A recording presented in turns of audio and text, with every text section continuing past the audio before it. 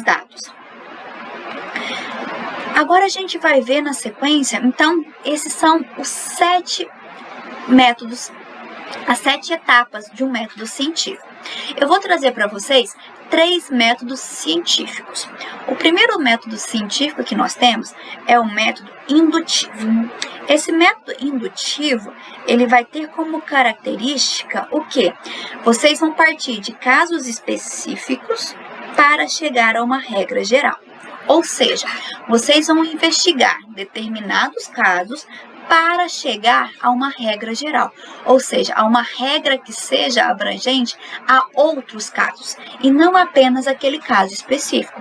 O problema desse método científico é que ele pode levar à generalização, ou seja, eu estou generalizando algo. Por que eu estou generalizando?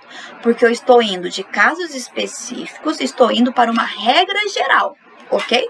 Ou seja, eu não vou verificar todos os casos, eu verifico apenas alguns. E destes casos que eu verifiquei, eu chego a uma regra geral. Na sequência, nós temos o método dedutivo. O que significa esse método dedutivo?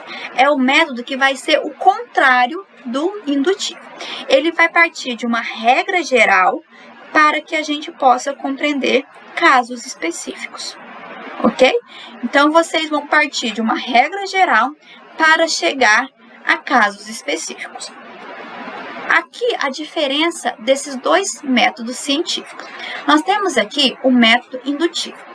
Então, o que seria esse método indutivo? Por exemplo, eu falo o seguinte, que todos os cães que foram observados tinham coração.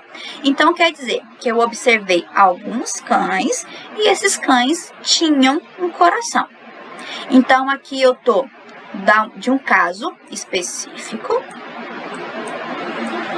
que é de alguns cães que eu observei. É um caso específico. E eu vou chegar à conclusão o quê? De que todos os cães têm coração. Ou seja, de um caso específico que eu observei, eu cheguei a uma generalização.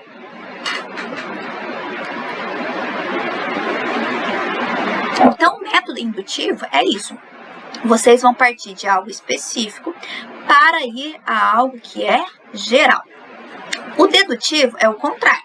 Eu vou partir do geral para chegar numa regra específica.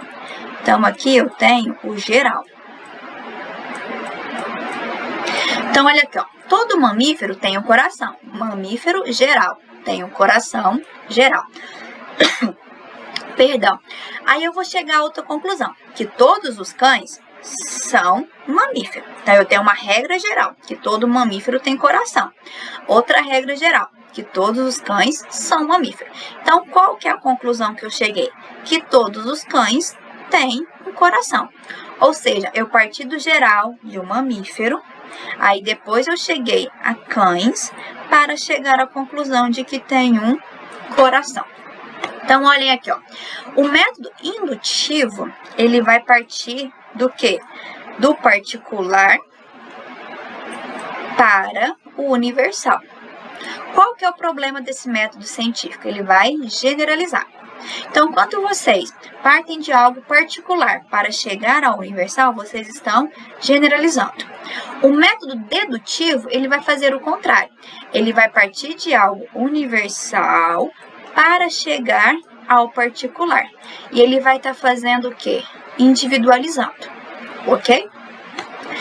Outro método que nós temos, que é um método, acho que mais utilizado principalmente por vocês, é o método dialético. Esse método científico dialético, ele tem como intenção a crítica. Ou seja, eu vou fazer uma crítica. E esse método, ele não tem como objetivo chegar a um resultado final pronto, fechado, quadrado. Ok? Ele tem como objetivo chegar a um resultado. Porém, o que vai acontecer? Ele é um resultado que vai ser ponto de partida para novos outros estudos. Ou seja, o método dialético, ele vai buscar a crítica, ou seja, ele vai investigar, ele vai buscar novos conhecimentos. E esse novo conhecimento, ele vai gerar novos estudos. Diferente lá do dialético e do indutivo, que eles chegavam a uma verdade final. E essa verdade verdade final, ela não é questionável. Já o método dialético, não. O método dialético, o que ele vai fazer?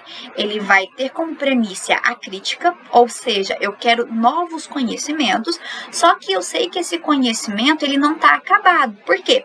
O novo conhecimento que eu fizer, ele vai ser ponto de partida para novos conhecimentos. Então, isso é importante vocês pensarem no conhecimento científico.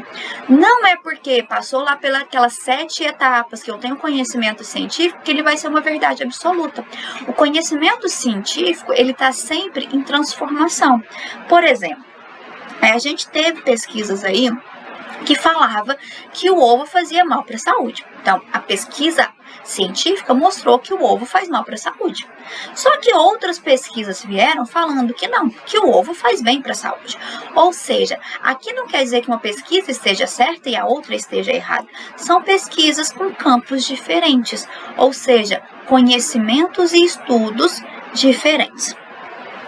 Diferente desses métodos científicos, que a gente tem o indutivo, que a gente tem o dedutivo e o dialético, nós temos aqui o método empírico.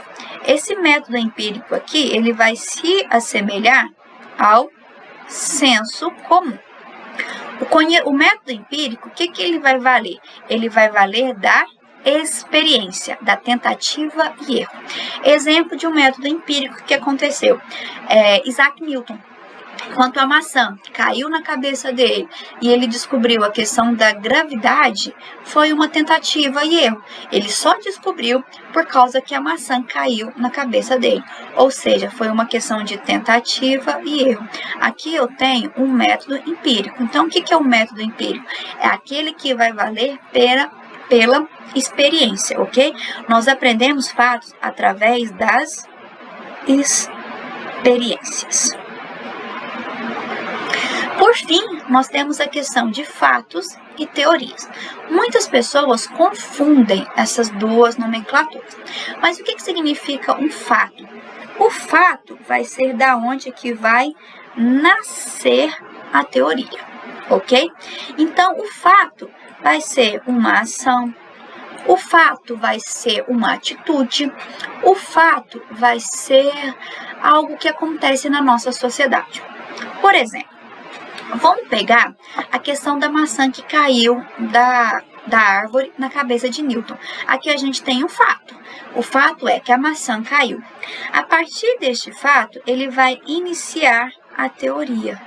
Ou seja, ele vai estudar este fato para chegar a um conhecimento. Então, aqui nós temos o conhecimento. A teoria seria o conhecimento. Então, o fato é o que vai dar origem à teoria. A teoria estuda o fato, não é? Então, olha aqui, ó. Esse fato, ele vai reformular ou rejeitar teorias. Por quê? O fato, ele pode falar que a minha teoria é verídica, ou ele pode mostrar que este fato precisa de uma nova teoria para que ele possa ser explicado. Ok? A teoria, ela vai prever fatos. Por que ela vai prever fatos? Porque dependendo de um fato que ela está estudando, desse conhecimento que ela está apresentando, ela vai prever possíveis novos outros fatos. Ela vai oferecer um sistema de conceitos, ou seja, a teoria é o nosso conhecimento, e por fim ela resume o nosso conhecimento. Ou seja, a teoria é por onde que nós vamos ter acesso ao conhecimento. Vocês só têm conhecimento, acesso ao conhecimento por meio da teoria. Então, o que eu preciso que vocês saibam? É este o nosso conteúdo do módulo 1 da disciplina de metodologia científica. Vocês precisam saber o conceito de ciência, o conceito de conhecimento científico e depois diferenciar esse conhecimento científico do conhecimento popular, que também é conhecido como senso comum, do conhecimento filosófico, do conhecimento religioso, que vocês precisam fazer essa diferença. Na sequência, vocês precisam lembrar que o método científico possui 7 fases. Ou seja, para eu ter um conhecimento científico, eu preciso fazer 7 etapas. Quais são essas 7 etapas? Observação, questão, levantamento de hipóteses, verificação, análise dos resultados, descobrir se as hipóteses são verdadeiras ou falsas e, por fim, fazer o relatório de dados, que é o artigo. Espero que eu tenha ajudado vocês e nos vemos na próxima aula.